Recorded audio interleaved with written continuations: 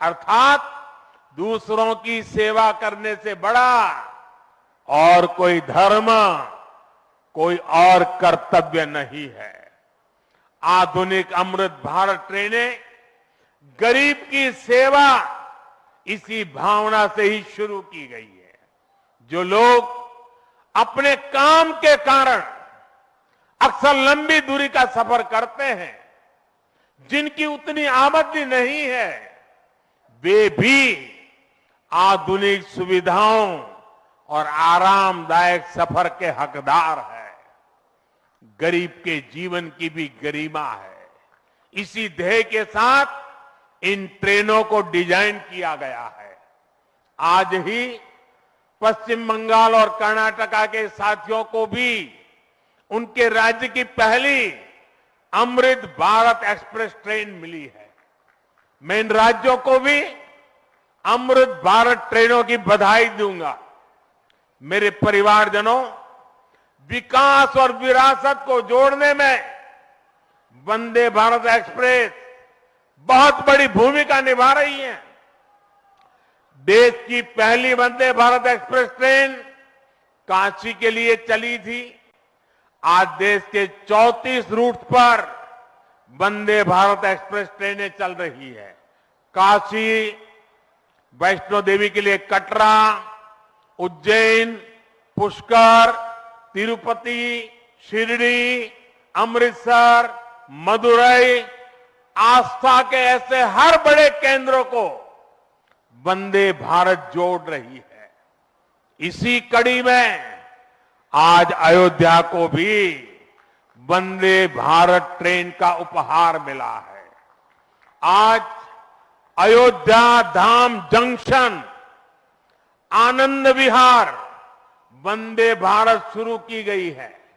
इसके अलावा आज कटरा से दिल्ली, अमृतसर से दिल्ली, कोयम्बटूर बेंगलुरु, मंगलुरु मडगांव, जालना मुंबई, इन शहरों के बीच भी वंदे भारत की नई सेवाएं शुरू हुई है। वंदे भारत में गति भी है, वंदे भारत में आधुनिकता भी है और वंदे भारत में आत्मनिर्भर भारत का गर्व भी है। बहुत ही कम समय में वंदे भारत से 1.5 करोड़ से अधिक यात्री सफर कर चुके हैं। विशेष तौर पर युवा पीढ़ी को ये ट्रेन बहुत पसंद आ रही है। साथियों, हमारे देश में प्राचीन काल से ही तीर्थ यात्राओं का अपना महत्व रहा है, अपना गौरवशाली इतिहास रहा है।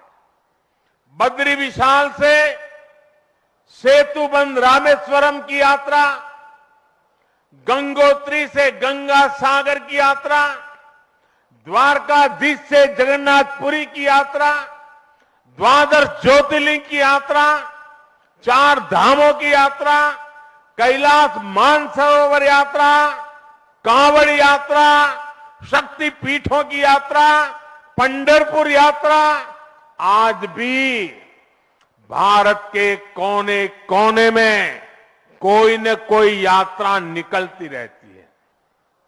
लोग आस्था के साथ उनसे जुड़ते रहते हैं। तमिलनाडु में भी कई यात्राएं प्रसिद्ध हैं। शिवस्थल पाद यात्रिरई, मुरुगनंकु कावड़ी यात्रिरई, वैष्णव तिरुपति यात्रिरई, अस्मन तिरुत्तल यात्रिरई, केरला में सबरीमाला यात्रा हो, आंध्र तेलंगाना में मेदाराम में समक्का और सरक्का की यात्रा हो, नागोबा यात्रा, इनमें लाखों की संख्या में श्रद्धालु जुड़ते हैं। यहां बहुत कम लोगों को पता होगा कि केरला में भगवान राम और उनके भाइयों भरत, लक्ष्मण और शत्रुघ्न के धाम की भी यात्रा होती है। ये यात्रा नालंबम यात्रा के नाम से जानी जाती है। इसके अलावा देश में कितनी ही परिक्रमाएं भी जारी रही है। गोवर्धन परिक्रमा, पंचकोशी परिक्रमा, 84 कोसी परिक्रमा, ऐसी यात्राओं और परिक्रमाओं से हर भक्त का ईश्वर के प्रति जुड़ाव और मजबूत होता है।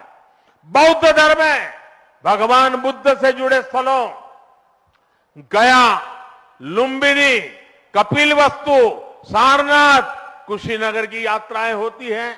राजगीर बिहार में बुद्ध अनुयायियों की परिक्रमा होती है। जैन धर्म में पावागढ़, समेत शिखर जी, पालीताना, कैलाश की यात्रा हो। सिखों के लिए पंच तख्त यात्रा और गुरुधाम यात्रा हो। अरुणाचल प्रदेश में नॉर्थ ईस्ट से परशुराम कुंड की विशाल यात्रा हो। इनमें शामिल होने के लिए श्रद्धालु पूरी आस्था के साथ जुड़ते हैं। देश भर में सदियों से हो रही इन यात्राओं के लिए वैसा ही समुचित इंतजाम भी किए जाते हैं। अब अयोध्या में हो रहे ये निर्माण कार्य यहां आने वाले हर राम भक्त के लिए अयोध्या धाम की यात्रा को, भगवान के दर्शन को और आसान बनाएंगे। साथियों, ये ऐतिहासिक क्षण बहुत भाग्य से हम सभी के जीवन में आया है। हमें देश के लिए नव संकल्प लेना है, खुद को नई ऊर्जा से भरना है।